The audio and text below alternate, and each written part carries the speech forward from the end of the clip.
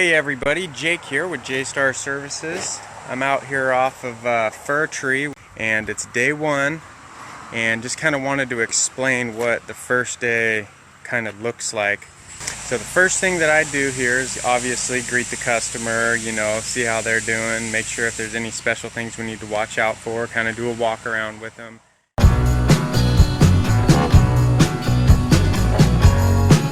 Surface examination, so that is me going and laying eyes like fine tooth over the whole house. Make sure to notice any problem areas, any areas that we need to be careful, any areas that may need extra treatment, any areas that just really potential problems, to look out for potential problems and to future pace to get ready for the future. Anyways, once I've done my surface examination, I'll take a few notes so that I don't forget anything. I put it in my little black book, therefore if I need to reference back, why did I do a certain thing, I'll know from day one kind of what my game plan was all in all.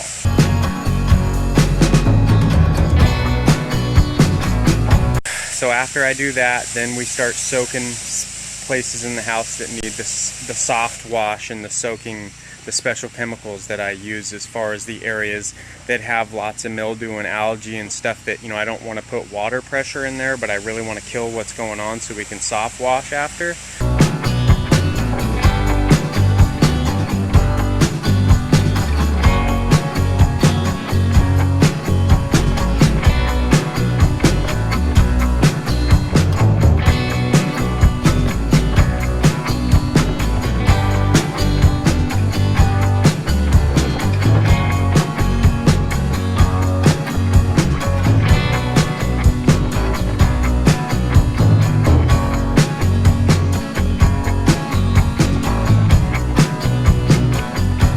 But anyways, now we're pressure washing. So we've done all that surface examination, we've soaked the problem areas, and now it's pressure wash time. So now we're rinsing over the whole house. We're not getting crazy with the pressure. We don't want to penetrate the wood. We don't want to ruin any of the siding.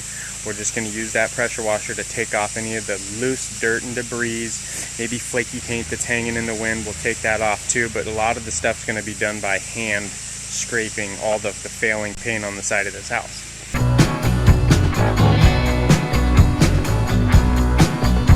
I wanted to take a moment to talk with you guys about addressing failing paint. Now, there's a common misconception about failing paint, and painting a house like this that has lots of failing paint, which I'll show you some failing paint. You can see areas of it where it's flaking away. I'll also show you some other pictures right now.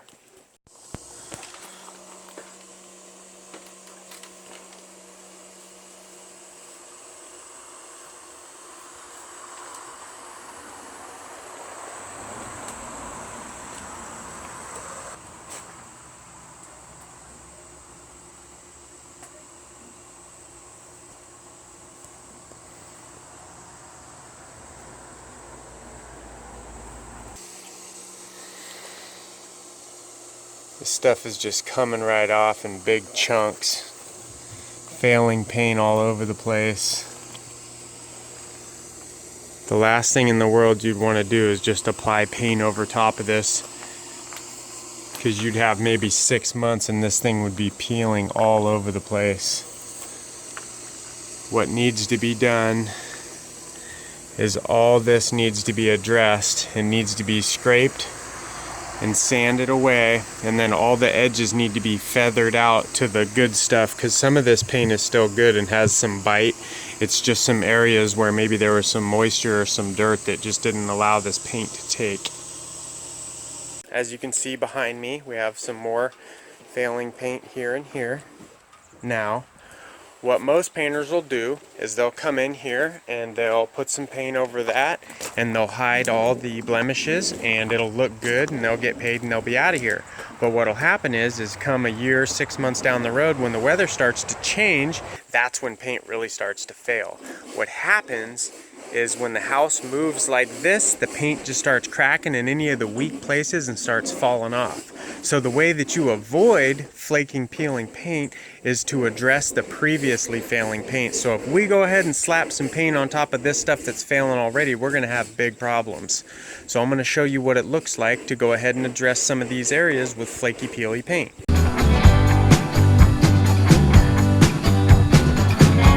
So when we have failing paint, usually the first thing that we'll do is we'll scrape all the flakes off, the big pieces, because those big pieces are what are later going to fall off in chips, and I'll show you what that looks like right now.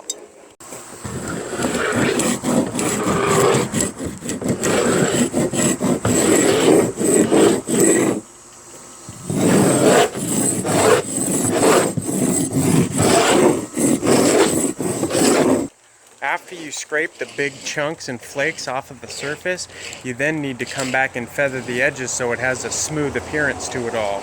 We use a very coarse sponge on a Wagner paint eater to feather out the edges, and it works great for us. We've been using it for years, and it's just our go-to. Take a look at what that looks like.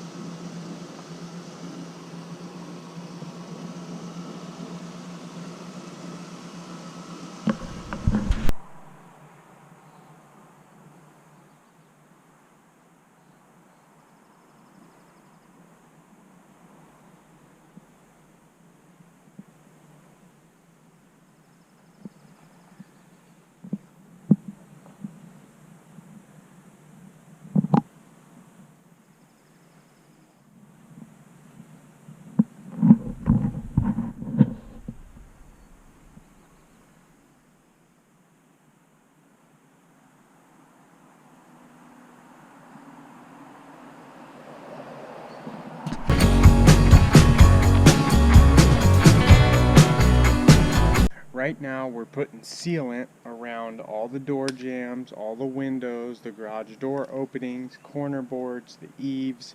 We're using a special sealant to keep the trim nice and sealed. We don't want any moisture, we don't want water, bugs, pests.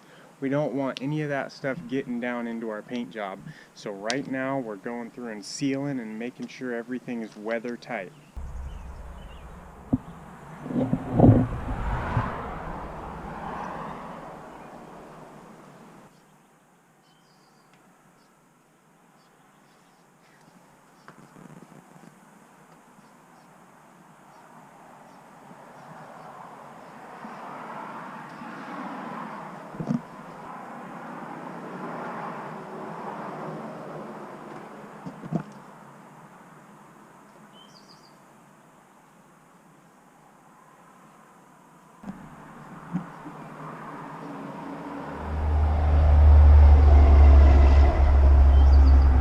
Sometimes nails have a way of working themselves back out of the trim and the siding, so we always make sure to beat those back in and then re-caulk over the top of them.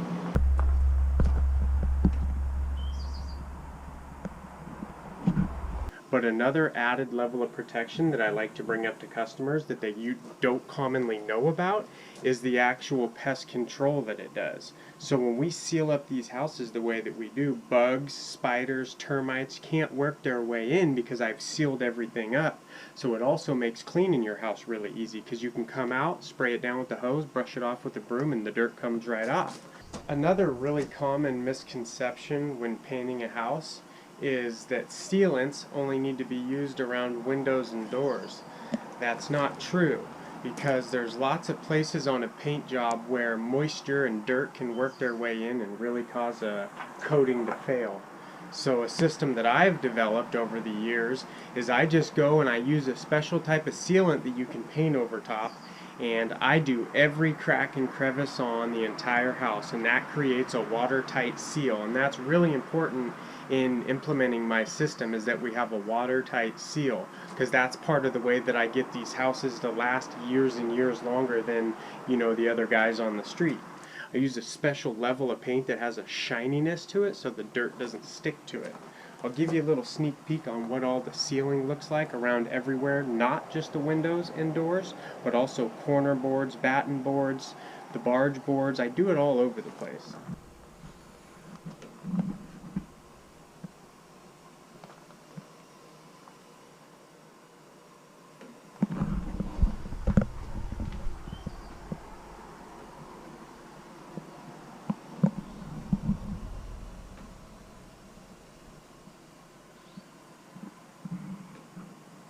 So I wanted to show you a couple other spots on the house that I seal up.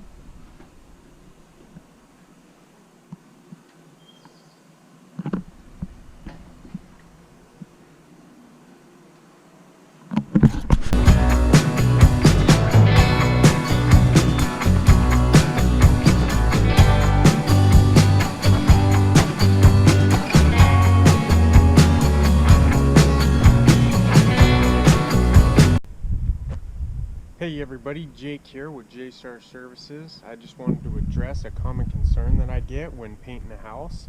A lot of times people always ask me, do I take down, say, your downspouts, numbers, your address, lights? And the answer to that is yes. I always take down numbers, lights, and downspouts, and I do that before I start to spray any type of paint or get any paint in the air, because I want to keep that stuff protected. As you can see behind me, we've started to take some of that stuff down, and I'll show you.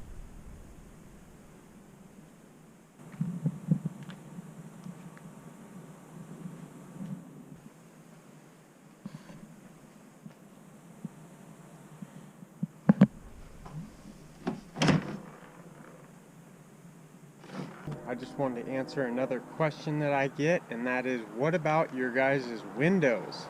So windows, I have a special way of masking the windows. I use special really sticky tape and some plastic that I stick to the windows so that we don't get any overspray, any type of paint on the windows, and I'll actually show you what that looks like right now.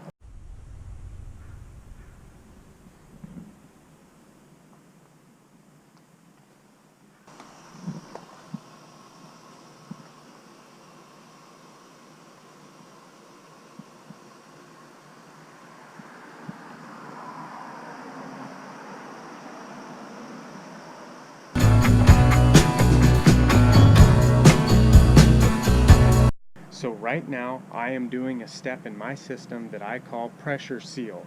It is a step that a lot of contractors do not do. They may call it other things. I call it pressure seal, and you know, it is very time consuming, and a lot of contractors absolutely don't do it. Right now we're pressure sealing with Peel Bond. Peel Bond is like Elmer's glue. We spray it up there, the pressure shoots it in all the cracks and crevices, and then we use a brush or a roller and we force it down into any of the little spots and pockets and pores that it may have missed, and it creates just 100% airtight, watertight seal. Anyways, I want to show you guys what this step looks like for me, why I do it, and what's so important about it.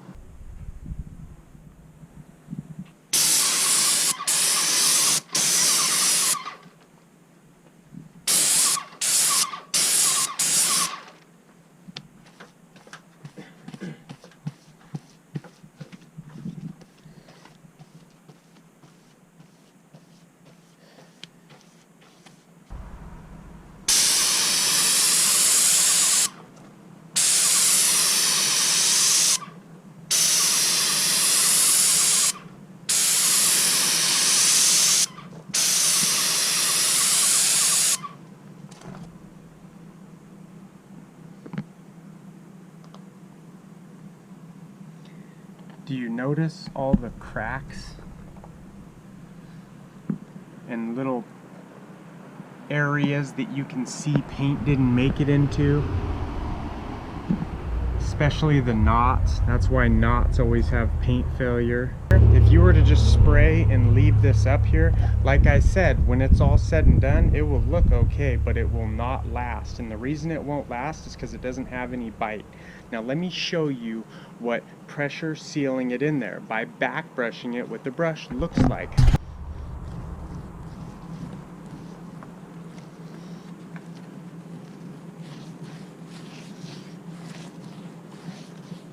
See how I completely fill those grooves with paint?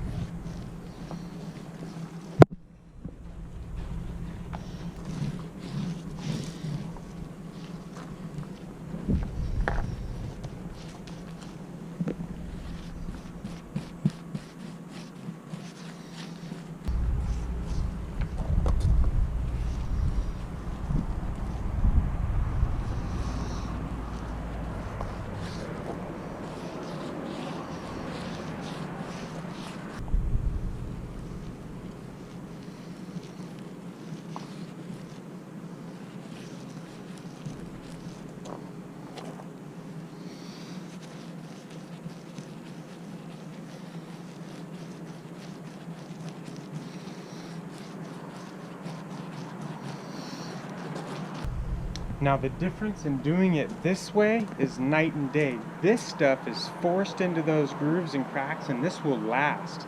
This paint job will last way longer than all these other paint jobs on this street when these guys just sprayed it on. So it's very detrimental that it is done this way. You can see the complete difference when I put the camera on it.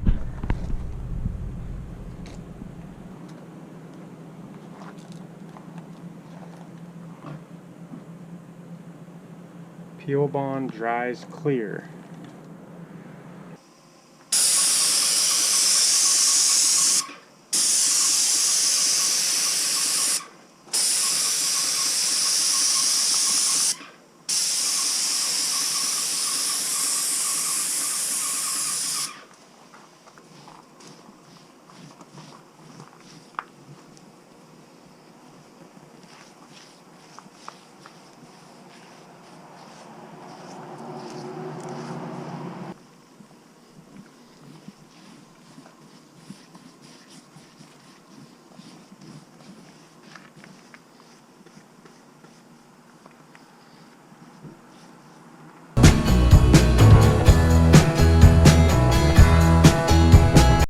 Hey everybody, Jake here with JStar Services. I wanted to stop and take a moment to talk about what I was about to do. So in this whole house, what we've been doing so far is we've been pressure rolling. So we've been spraying on the coating and back rolling it with either a brush or a roller.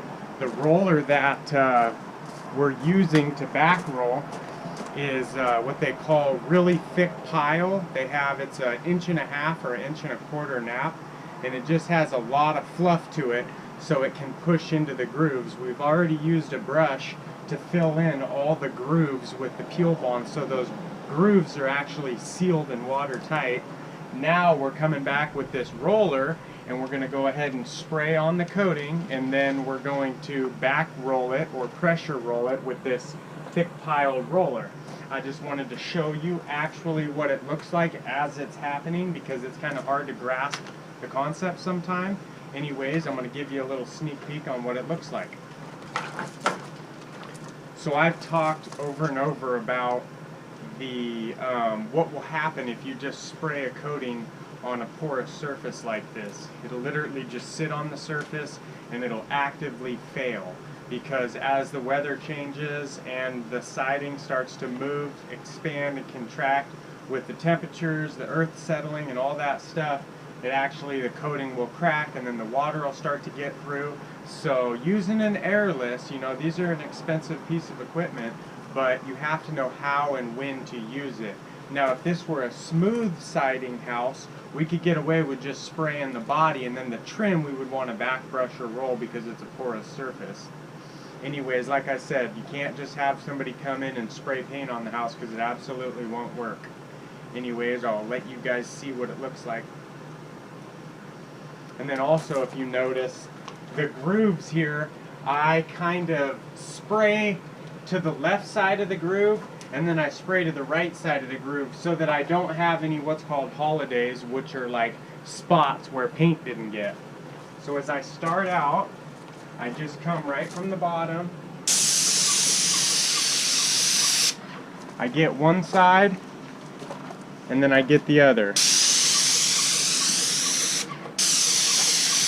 And then of course the middle.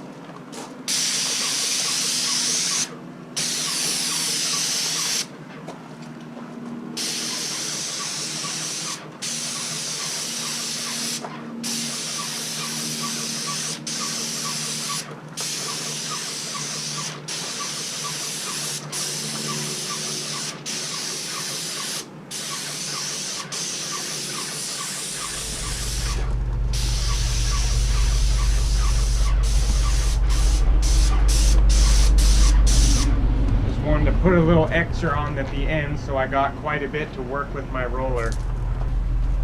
And also the trim here, this doesn't really matter that I got a little paint on there because I'm going to roll it out white anyways, and I actually want to make sure that I get quite a bit of paint up and under to create that waterproof seal so that the window's actually sealed all the way around. And then I'll roll the face of the window trim out white, and it'll roll blue. It'll roll the blue-gray right up onto the edge, and then it'll be white on the face, and it'll be seamless and waterproof that way. Anyways, so now I'm taking this roller, and I'm putting quite a bit of pressure on it, and I'm really pushing that paint right in those gaps. If you get right up on it, I'll even give you a little vision of what it looks like.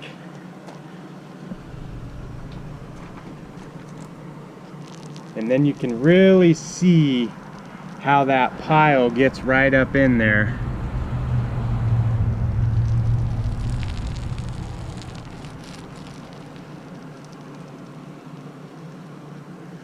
You really see it pushes it right down in that groove to create 100% watertight seal.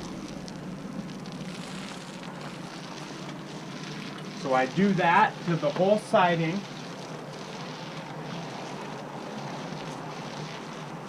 Which is creating a completely watertight seal.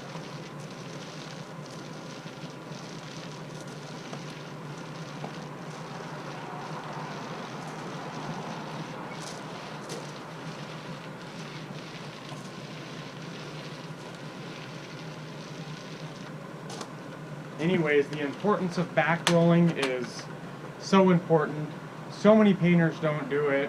I want to show you guys what it looks like so you can understand why it's so much better. Because I could spray paint on the surface and make it look just as good as this, but the actual bond will be nowhere close to how strong this is. This paint job is seriously going to outlast any house around here. Anyways, Jake signing off.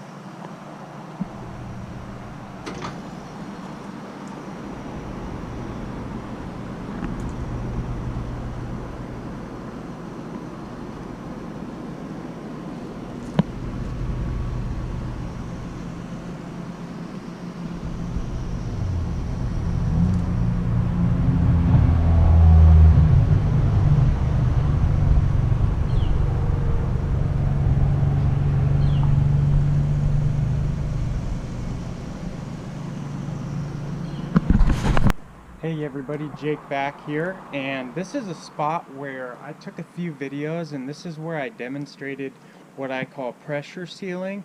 And I really want you to look at what the surfaces look like now that we have the paint on there and we're completely done.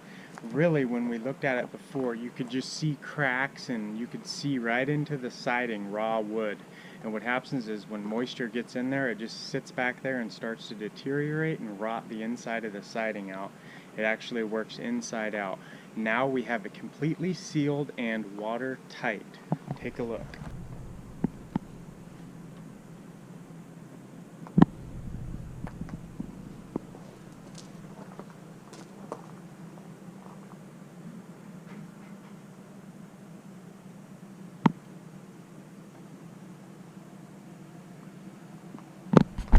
Hey everybody, Jake here with JStar Services, and we are on the last day here at the Walters house, and we are tightening up all the loose ends, squaring up all the corners, creating really crisp, sharp edges here.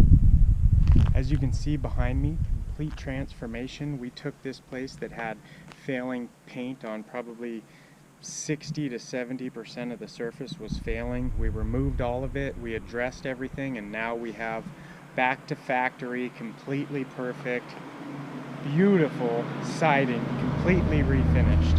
I'm going to take you around and kind of show you some stuff. I've probably walked you through step by step at this point in the video, kind of some of the processes and steps that we have, so I'll kind of save all that. But anyways, this stuff is just looking absolutely phenomenal. Take a look.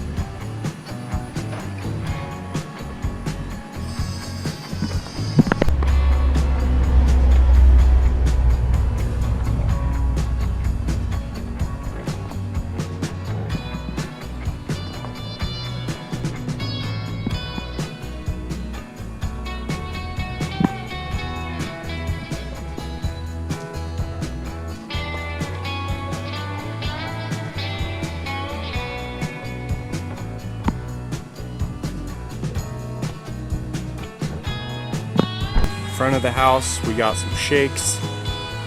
They're flaking and peeling pretty good.